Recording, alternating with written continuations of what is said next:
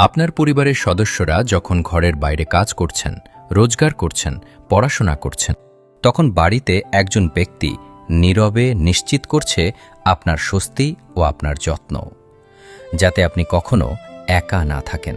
বাংলাদেশের ৩৮ থেকে ৩৯% নারী কর্মক্ষেত্রে সক্রিয়। দেশের উন্নয়নে তাদের অবদান আমরা গর্বের সাথে স্বীকার করি।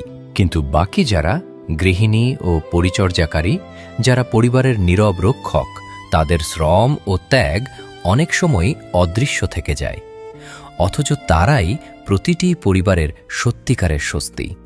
বিএনপি রাষ্ট্র পরিচালনার সুযোগ পেলে তখন বিএনপি এমন এক ভবিষ্যৎ কল্পনা করে যেখানে পরিবারের নীরব রক্ষক নারীরা স্বীকৃতি পাবেন। আর সেই লক্ষ্য পূরণেই বিএনপি তাদের হাতে দিতে চায় একটি ফ্যামিলি কার্ড।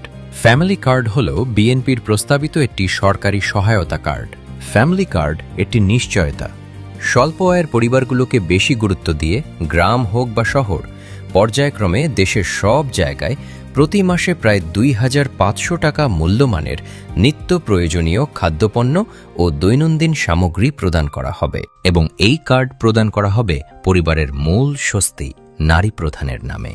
কারণ বিএনপি বিশ্বাস করে যে দেশ পরিবারের নীরব রক্ষক নারীদের স্বীকৃতি দিতে পারে, সেই দেশের প্রতিটি শিশু, প্রতিটি শ্রমজীবী ব্যক্তি, প্রতিটি স্বপ্ন এগিয়ে যায় একটি উন্নত বাংলাদেশের দিকে।